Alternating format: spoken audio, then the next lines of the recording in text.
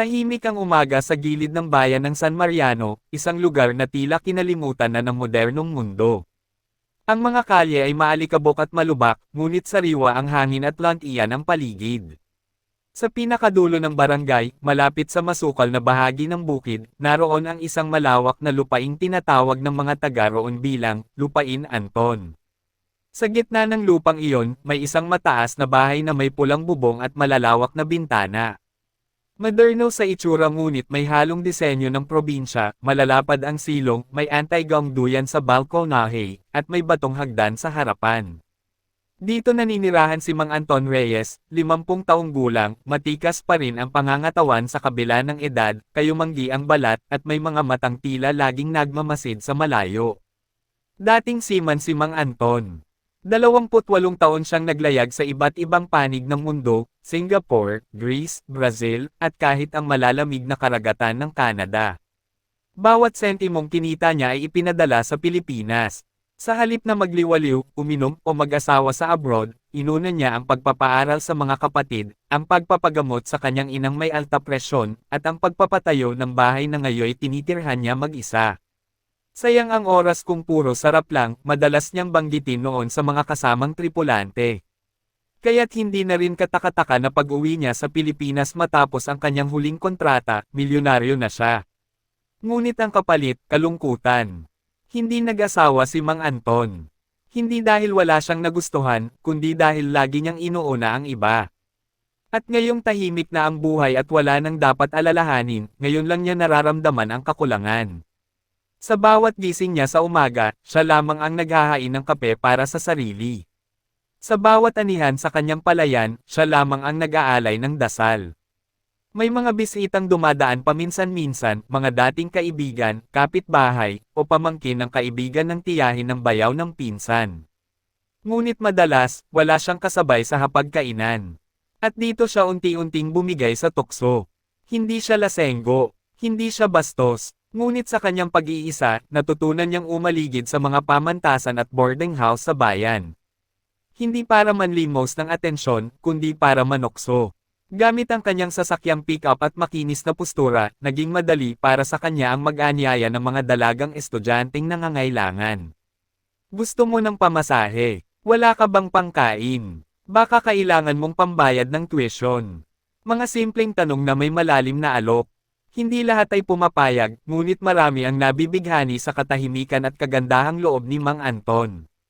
Marami ang sumama, marami ang nagpakaalipin kapalit ng tulong. Ngunit pagkatapos ng gabi ng aliw, palaging tapos na. Walang ugnayan, walang emosyon, walang pangalan na naaalala. Isang gabi, tapos, lalaki pa rin ako, bulong niya minsan habang nag-iisa sa kanyang duyan, nilalaro ang kwintas na bigay sa kanya ng kanyang yumaong ina. Sa likod ng kanyang mga kilos ay ang masalimuot na tanong, ano nga ba ang kulang? Hindi niya masagot, hindi pa. Araw ng Biyernes noon, 3:00 ng hapon. Mainit ang panahon sa bayan ng San Mariano, ngunit mas mainit ang ulo ni Mang Anton habang hinihintay ang pag-ayos ng kanyang pick-up sa tolyer sa gilid ng palengke. Nakaupo siya sa bangkong kahoy sa ilalim ng punong akasya, pinapahid ang butil ng pawis sa leeg habang pinagmamasdan ang mga taong dumaraan. Doon niya unang nakita si Natasha. Nagmamadali itong tumawid, suot ang kupas na palda ng uniforme ng isang kolehiyo sa bayan, may dalang folder na plastik at lumang backpack na may tagpi sa gilid. Kita sa mukha ng dalaga ang pagod, hindi lang mula sa init kundi tila ba mula sa mga painang mas mabigat pa sa kanyang katawan. Muling tumingin si Mang Anton. Hindi niya alam kung bakit napatitig siya ng matagal. Hindi ito tulad ng mga nakaraan niyang nakakasama, walang palbo, walang kolorete, walang pakitang landi. May matalim ngunit matamlay na tingin. May sigla ngunit may bigat. Para bang sinasabi ng mga mata nito, kailangan ko ng tulong pero hindi ko hihingiin. Hindi siya umimik. Pinagmasdan lang niya ang dalaga hanggang sa ito'y mawala sa likod ng mga tricycle. Kinabukasan, muling nagawi si Mang Anton sa bayan. Hindi naman niya kailangan ng kung ano sa palengke, pero napilitan siyang bumiyahe dahil parang may hinahanap siya, o marahil may gusto lang siyang makita. At doon, sa tapat ng isang maliit na internet cafe, muli niyang nakita si Natasha. Nakaupo ito sa bangkita, may hawak na papel na halatang binasa ng luha. Sa tabi nito ay ang isang plastic na may lamang kanin at itlog, hindi pa nauubos. Nilapitan niya, "Miss, ayos ka lang ba?" Nagulat ang dalaga. Mabilis na pinunasan ang mata, saka ngumiti ng pilit. "Opo, sir. Okay lang po ako. Anong problema?" Tanong ni Mang Anton, may pagkabigla rin sa sarili sa pagiging prangka. Napabuntong hininga si Natasha. Hindi na niya kayang magkunwari. "May utang po ako sa registrar, hindi ako makaka-exam kung hindi ko mabayaran." "Magkano ba?" "5,000 po." Hindi agad sumagot si Mang Anton. May bumangon sa loob niya, isang kombinasyon ng awa, pag-aalala, at isang damdaming matagal na niyang hindi naramdaman, paghanga. Ilang saglit ang lumipas, iniabot niya ang isang maliit na envelope mula sa bulsa ng kanyang polo. "Kunwari hindi mo to tinanggap. Pero gusto ko lang makita kang makapagtapos." Dumaan ang mga araw at naging madalas ang pagkikita nila. Hindi gaya ng dati, hindi siya nagmadali. Hindi siya humiling ng kapalit. Hinayaan lang niyang makasama si Natasha, sa tuwing ito'y malungkot, o kapag wala itong makain, o kapag may kailangang iPrint na proyekto. Sa umpisa, kabado si Natasha. Sanay siyang may kapalit ang kabaitan ng matatandang may pera. Pero habang tumatagal, lalo niyang napagtatantong iba si Mang Anton. Tahimik, hindi mapanghusga, at higit sa lahat, hindi nanggigipit. Isang hapon, habang sabay silang naglalakad pauwi, si Natasha ang unang nagsalita. "Sir, bakit niyo to ginagawa para sa akin?" Hindi agad sumagot si Mang Anton. Tumingin siya sa palubog na araw, saka bumulong. "Dahil nakikita kita, bilang ako, noong wala pa akong sapatos, at puro lang pangarap ang baon ko." Napahinto si Natasha. Ninitian niya ito, hindi ng pasasalamat lang, kundi ng pagkilala. Sa oras na iyon, hindi na siya estudyante. At si Mang Anton, hindi na matanda. Sila'y dalawang kaluluwang nagtagpo sa gitna ng pagod, pag-iisa, at pananabik sa isang bagay na hindi pa nila maipaliwanag. Dumaan ang mga buwan na para bang hindi nila namamalayan ang paglipas ng panahon. Mula sa simpleng tulong sa tuition ni Natasha, naging mas madalas ang pagdalaw nito sa bahay ni Mang Anton. Hindi sa sapilitang dahilan, kundi sa isang bagay na pareho nilang hindi mabigyan ng pangalan, katahimikan na may kasamang pag-unawa. Tuwing hapon, pagkalabas ng klase, dumidiretso si Natasha sa "Lupain Anton." Sa umpisa, nakikigamit lamang siya ng printer o naghihintay ng libreng hapunan. Kalaunan, siya na rin mismo ang nagluluto. Si Mang Anton naman, tila may nabuhay na sigla sa katawan, mas maaga nang nagigising, nagsusuklay ng buhok bago bumaba ng bahay, at madalas ay naroon sa kanto upang salubungin ang dalaga kapag papalapit na ito. Isang gabi, habang umuulan, hindi nakauwi si Natasha dahil binaha ang bayan. Nagpasya siyang sa bahay na ni Mang Anton magpalipis. Dalawang silid lang ang bahay, ang isa'y kwarto ng matanda, ang isa na may silid-imbakan na nilinis at inayos upang magamit ni Natasha tuwing kailangan niya ng masisilungan. Wala silang imikan habang kumakain ng sinigang na baboy sa ilalim ng saliw ng patak ng ulan sa bubong. Sa pagitan ng mga kotsarang tumatama sa pinggan, naroon ang isang katahimikang hindi alangan, kundi comfortable. "Anton," bulong ni Natasha. Ngayon lang niya ito tinawag sa pangalan, at hindi, "Sir." Napatingin si Mang Anton, medyo nabigla. "Bakit?" Ngumiti ang dalaga, pagod ngunit payapa ang mukha. "Salamat." "Para saan?" "Para sa lahat. Para sa tiwala, sa respeto, sa hindi mo pag-apura sa akin. Sa hindi mo pagtulad sa iba."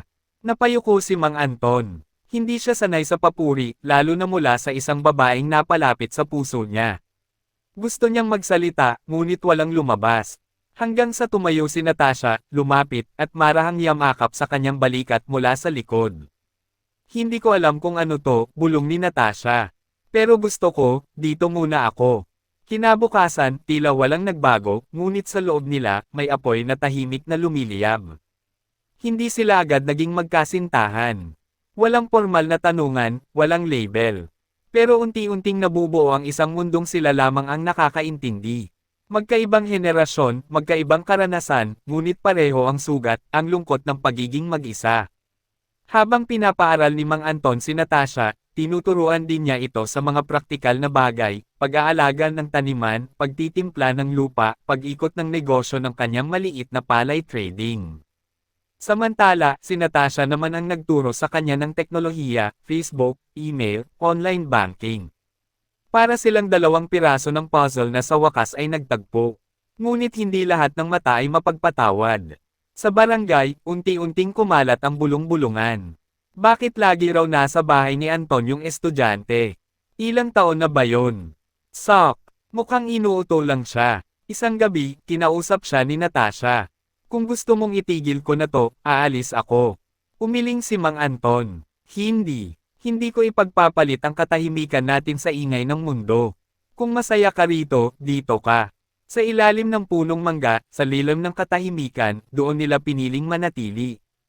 Hindi madali, hindi perpekto, pero may damdaming tumitibay sa pagitan nila, apoy na hindi kailangang laging makita, ngunit hindi kailanman namamatay. Buwan ng Marso. Mainit ang panahon, ngunit mas mainit ang usap-usapan sa bayan ng San Mariano. Sa sari-saring tindahan, palengke, pati na sa simbahan, iisa ang laman ng tsismis, ang matandang si Anton at ang kolehiyalang si Natasha. Hindi ba't anak na niya sa edad yun? Mayaman lang kasi kaya sinusunod ng bata. Diyos ko, ang kapal ng mukha. Hindi man direktang kinakausap ng mga tao si Mang Anton at Natasha, ramdam nila ang bigat ng paningin, ang mga sulyap na may kasamang bulungan, at ang mararahas na hatol ng mga hindi nakakaintindi. Isang araw, habang namimili sila ng abono sa agri-supply, pinuna ng cashier si Natasha. Anak niyo po, sir. Tanong nito habang nag-aabot ng sukli. Bamantong hininga si Natasha. Bago pa man makasagot si Mang Anton, ngumiti siya at tumango. Opo, anak po niya ako sa pangarap. Pagka-uwi, hindi na siya kumibo. Tahimik siyang nagluto, at si Mang Anton na may nagbunat ng damo sa taniman ng walang imak. Pagkakain, nagtabi sila sa duyan sa balkonahe. Hindi kita kinakahiya, bulong ni Natasha. Pero pagod na rin akong ipaliwanag sa mundo kung bakit ako masaya rito. Gusto mo na bang tumigil? Tanong ni Anton, halos hindi makatingin. Umiling si Natasha, marahan. Gusto kong magtapos. Gusto kong tuparin yung pangako ko sa sarili at sa pamilya ko. Pero ayokong ikaw ang masaktan dahil sa akin. Hindi kita pag-aari, Tasha. Kahit kailan, malaya kang lumayo kung yun ang makakabuti sa'yo. Ngunit walang umalis, walang lumayo. Bagkus, mas humigpit ang hawak nila sa isa't isa. Dumating ang araw ng graduation. Isa si Natasha sa mga cum laude.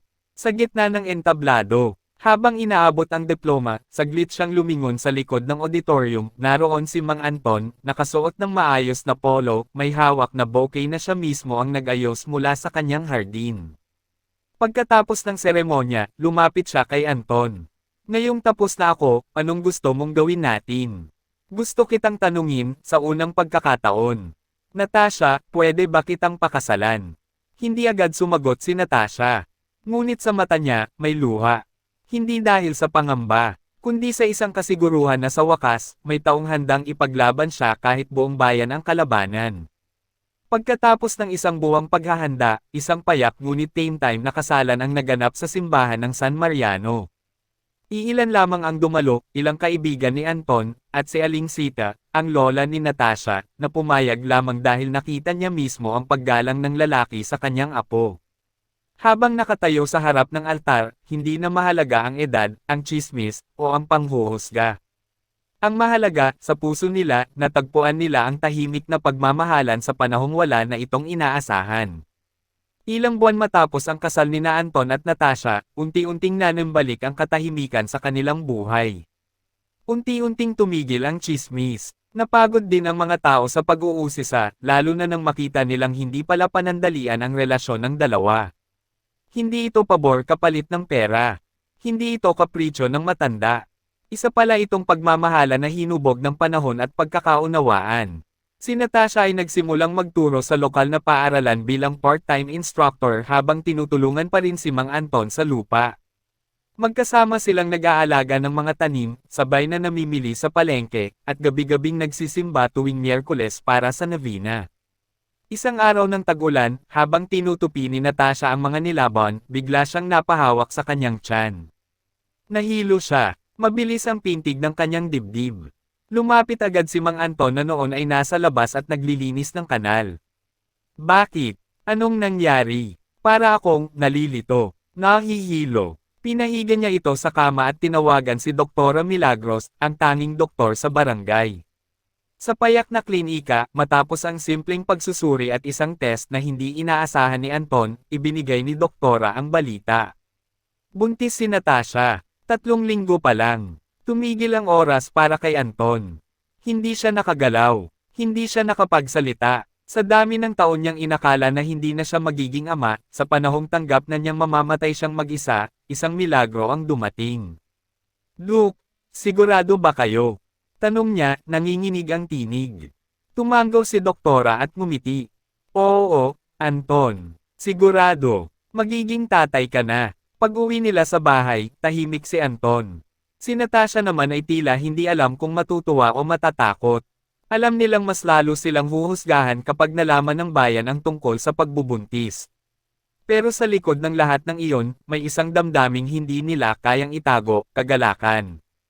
Anton, tawag ni Natasha habang nakaupo sila sa may balkonahe, sa ilalim ng mga parol na iniwan pa mula sa Pasko. Handa ka ba? Humawak si Anton sa kanyang kamay. Mainit, matatag. Matagal na akong handa, pero ngayon lang ako binigyan ng pagkakataon. Simula noon, naging mas maingat si Anton kay Natasha. Sa bawat hakbang nito sa lupa, parang may bantay. Nilagyan niya ng railing ang hagdan, inayos ang silid, bumili ng bagong electric fan, at araw-araw ay siya na rin ang nagluluto ng lugaw, sabaw, at gulay. Hindi mo na ako dapat inaalagaan na parang pasyente, biro ni Natasha isang umaga. Hindi ito pag-aalaga lang, sagot ni Anton. Ito ang paraan kong pasalamatan ka sa binigay mong buhay sa akin. Buwan ng Mayo, panahon ng pista, ng Flores de Mayo, at ng unang buhos ng ulan matapos ang matinding tag-init. Ngunit para kina Mang Anton at Natasha, ito rin ang buwan ng matinding paghahanda at pag-aalala. 2 linggo na lang at mangganganak na si Natasha. Ang dati nilang tahimik na bahay ay napuno ng bagong tunog, ang pag-aayos ng mga crib, ang halakhak ni Anton habang binubuo ang stroller na galing pa sa katalog ng Maynila, at ang pagbasa ni Natasha ng mga librong What to Expect When You're Expecting, na galing naman kay Doktora Milagros. Sa bawat gabi, humihiga si Anton sa tabi ni Natasha, pinapatong ang kamay sa umbok ng kanyang tiyan, at ibinubulong. Anak, ako to. Tatay mo. Hindi ako perpekto, pero sinisigurado kong ligtas ka rito. Isang araw, habang abala si Anton sa paghahanda ng maliit na klinika sa barangay kung sakaling hindi umabot sa ospital, dumating si Randy, isang matagal ng kaibigan at dating tripulante sa barko. Anton, bungad ni Randy, sigurado ka na talaga sa ginagawa mo. Umupo sila sa lilam ng punong mangga. Bakit mo na itanong? Hindi ko naman kino-question ang pagmamahalan ninyo. Pero alam mo kung anong pinasok mo. 50 taon ka na. Mag-aalaga ka pa ng sanggol. Napangiti si Anton habang pinapanood si Natasha sa bintana, hinihimas ang tiyan habang may hawak na aklat. Randy, sa dinami-dami ng bagay na napagdaanan ko, ito ang unang beses na naramdaman kong buo ako. Hindi lang masaya, buo. Tumanggaw si Randy. Kung saan ka masaya, suportado kita. Ika-25 ng Mayo. 2:00 ng madaling araw. Malakas ang ulan. Kumukulog. Anton, tinig ni Natasha mula sa kama, basag at puno ng sakit. Sumasakit na. Nagising si Anton na parang sundalong tinapik ng alarm. Agad niyang isinakay sa tricycle si Natasha, may tarp na tinakip sa gilid para hindi mabasa ng ulan. Hindi na sila umabot sa bayan. Sa tulong ng midwife ni Doktora Milagros, isinagawa ang panganganak sa mismong bahay nila, sa silid na dati pag-iisa lang ang laman. 5:00 ng umaga, may umiyak. Isang batang lalaki, makinis ang balat, singkit ang mata, at may maliit na nunal sa pisngi, kamukha ni Natasha, ngunit taglay ang tahimik at matatag na aura ng kanyang ama. Isaiah, bulong ni Natasha. Yan ang gusto kong pangalan niya. Si Mang Anton, hawak ang maliit na bata, hindi mapigilan ang luha.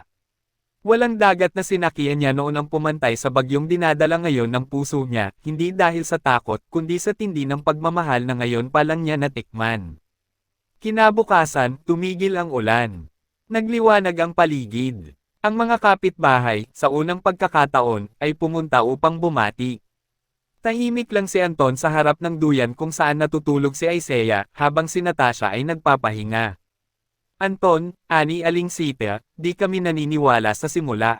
Pero ngayon, nakikita naming totoo pala ang tahimik mong pangarap. Tumango siya.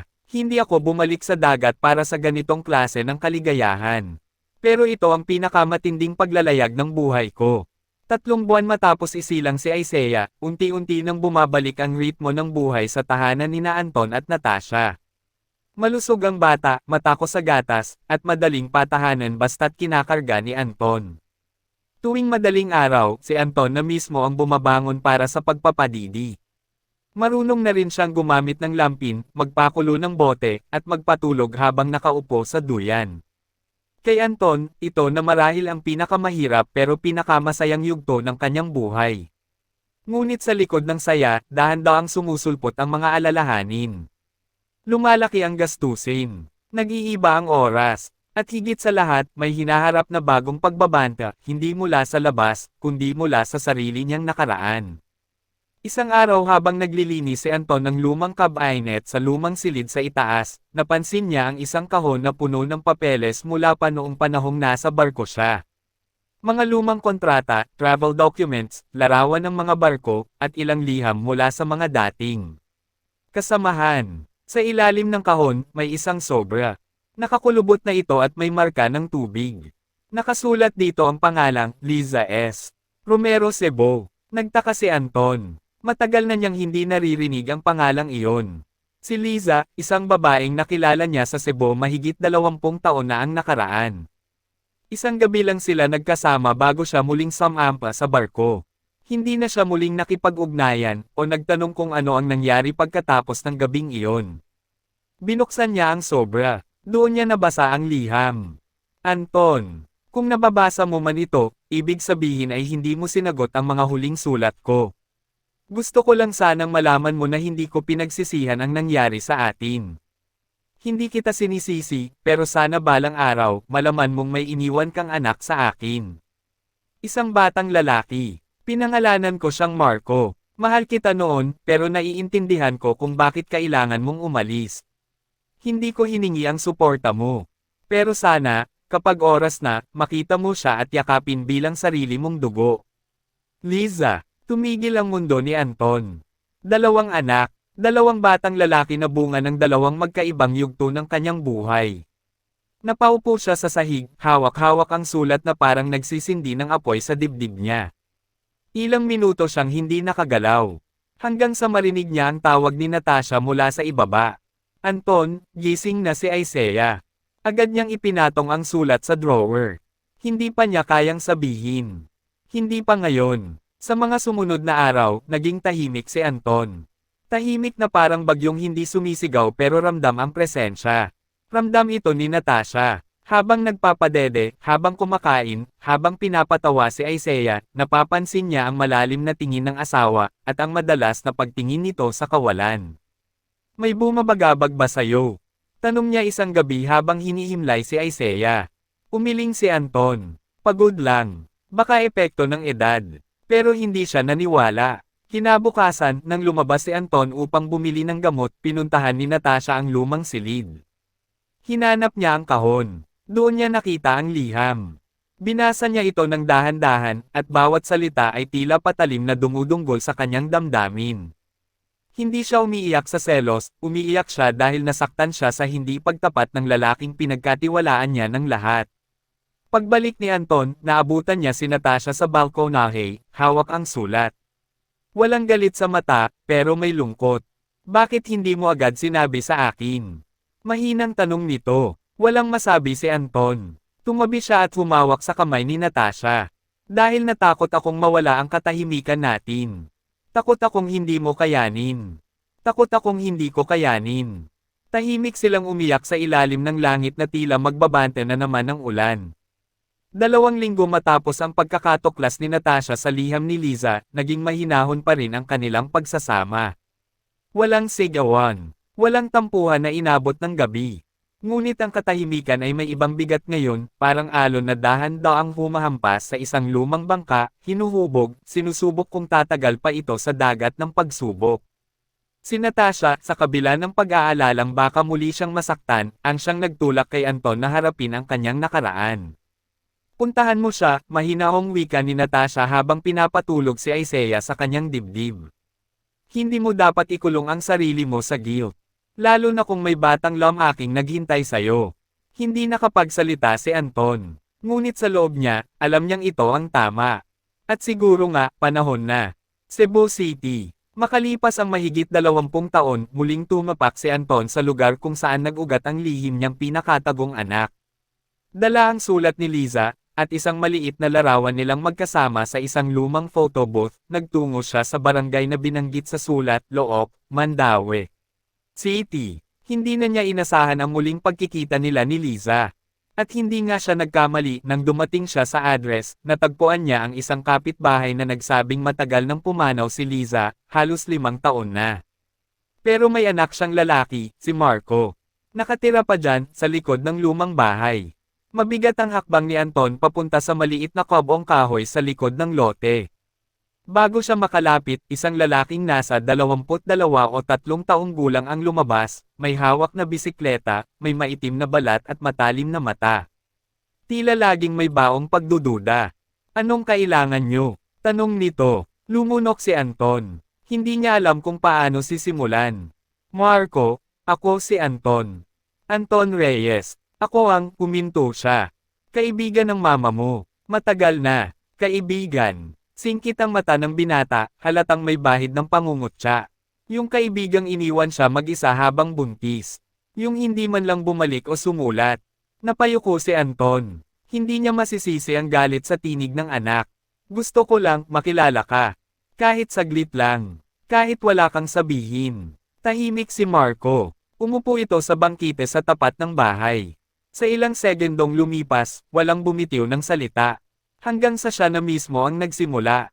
Ako si Marco Romero. Wala akong tatay. Ang tanging alam ko, masipag ang nanay ko, at masaya siya tuwing ikinukwento ka, kahit hindi ko maintindihan kung bakit. Hinailan ni Anton ang wallet sa bulsa. Inilabas ang larawang luma, kupas, pero buhay pa rin sa alaala. Yan ang huling litrato namin ng mama mo. Noong araw bago ako bumiyahe pabalik sa barko. Tinitigan iyon ni Marco. Hindi siya nagsalita, ngunit marahang kinuha ang larawan. Ilang segundo ang lumipas bago niya sinabi. Anong gusto mo sa akin ngayon? Wala akong hihilingin, sagot ni Anton. Pero kung pagbibigyan mo ako, gusto kitang makilala. Hindi bilang obligasyon. Bilang ama, kung papayagan mo. At bilang isang lalaking naghuhumabol sa panahong matagal na niyang sinayang. Lumipas ang kalahating oras. Sa unang pagkakataon, tinanggap ni Marco ang alok ni Anton na magmeryenda sa malapit na karinderya. Habang kumakain ng pansit at inuming malamig na sagot gulaman, dahan-dahan silang nagsimulang magkwentuhan. Tungkol sa buhay barko, sa yumaong ina, sa mga paboritong pagkain. Sa bisikletang si Marco mismo ang nag-ipon para bilhin mula sa pagiging mekaniko sa isang shop. Bago umuwi si Anton sa Maynila, iniabot niya kay Marco ang isa pang larawan, ito'y si Isaiah, hawak ni Natasha sa isang araw ng binyag. Kapag handa ka, gusto ko sanang ipakilala sa iyo ang kapatid mo. Hindi na muling tumugon si Marco. Pero tinanggap niya ang larawan, inilagay sa bulsa, at sa unang pagkakataon, iniabot ang kanyang kamay. Salamat sa pagbalik. Makalipas ang 2 linggo, muling bumalik si Mang Anton sa San Mariano. Bitbit niya ang katahimikang lalong lumalim sa kanyang puso, hindi na bunga ng pangungulila, kundi bunga ng pagsisimula.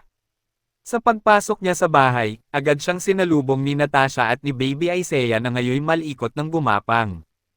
Tahimik lang si Natasha. Hinintay niya si Anton ang unang magsalita. Nakilala ko siya, ani Anton, habang pinapahid ang pawis sa noo. Si Marco. Tinitigan siya ni Natasha. Kumusta siya? Matapang. Tahimik. May galit pero may tanong sa mata. Tumigil siya saglit, pero tinanggap niya akong kausapin. Tinanggap niya ang larawan ni Isaiah. Tumanggaw si Natasha, at doon pa lang siya ngumiti, marahan, mapayapa, at may pag-unawa.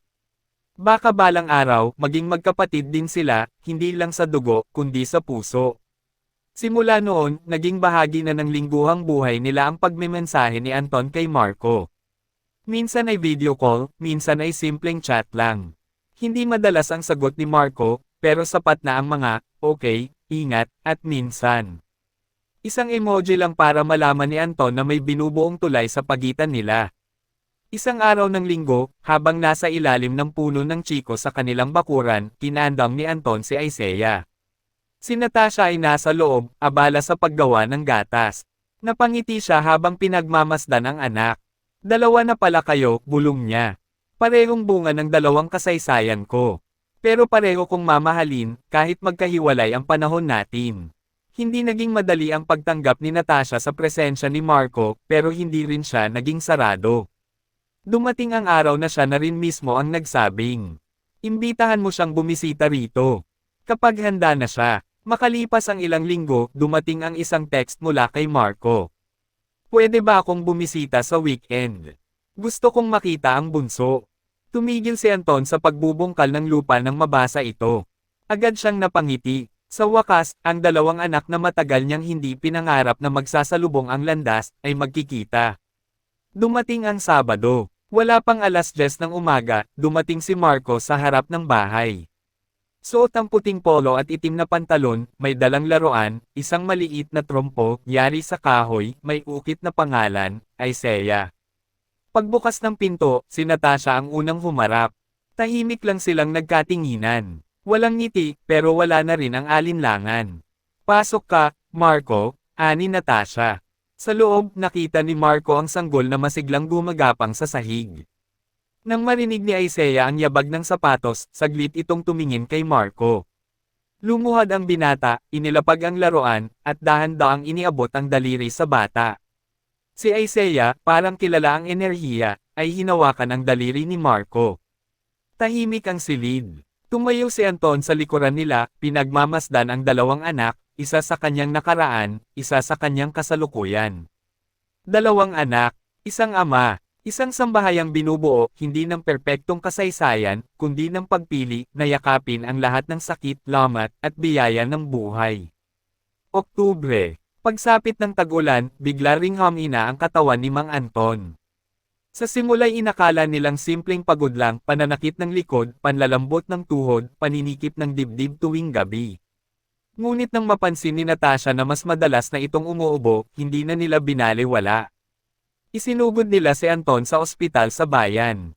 Matapos ang ilang pagsusuri, lumabas ang resulta, stage 3 lung disease. Matagal na palang pinapasa ng kanyang katawan ang resulta ng mga taon sa barko, usok ng makina, alikabok sa mga warehouse, at stress na hindi pinansin. Tahimik lang si Anton sa upuan nang sabihin ni Doktora ang hatol. Tinitigan niya ang ulap sa bintana. Gaano pa katagal? Tanong niya, walang panginginig sa boses. Kung aalagaan, pwede pang taon. Kung pababayaan, baka buwan. Pag-uwi, walang masyadong sinabi si Anton kay Natasha. Pero nagsimula na siyang mag-ayos ng mga bagay. Binente niya ang kalahating bahagi ng lupa sa malayong gilid, isinulat kay Natasha at Isaiah ang bahay. Pinatawag niya ang isang abogado upang pormalan ang kanyang testamento. Gusto kong ipamana hindi lang ang lupa, kundi ang pangalan ko sa mga anak ko, aniya sa abogado. Pero higit sa lahat, gusto kong mamana nila ang tahimik na pamumuhay. Yung sapat, yung totoo. Dumadalas ang pagkikita ni na Marco at Anton. Sa bawat bisita, hindi na lang sila basta mag-ama, naging magkaibigan, naging magkasama sa pag-aalaga ng taniman, at minsan ay sabay na nagtuturo kay Isaiah kung paano magpaikot ng trumpo. Isang gabi, habang nasa balkonahe, tatlo silang magkasama, si Marco, si Natasha, at si Anton.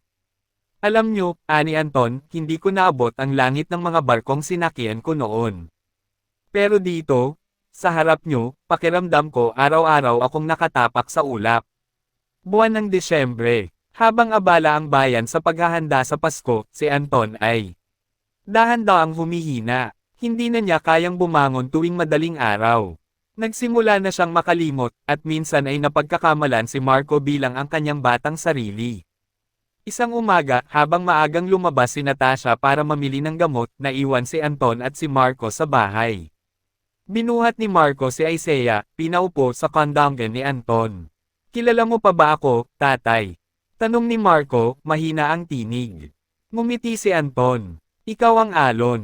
Siya ang ilog. Ako ang bangka. Tumitig siya sa mukha ng anak. Dadalhin ko kayo hanggat kaya ko. Sa huling pagkakataon, hinalikan niya si Isaiah sa noo. Tumingin kay Marco, at saka ipinikit ang kanyang mga mata. Wala nang sinabi. Wala nang hininging pasensya. Tahimik ang paglalayag niya sa kabilang buhay, gaya ng kanyang hiling. 2 araw bago magpasko, inilibing si Anton sa ilalim ng punong mangga sa kanilang bakuran, ang paborito niyang pwesto sa bawat hapon. Sa kanyang lapida, nakaukit.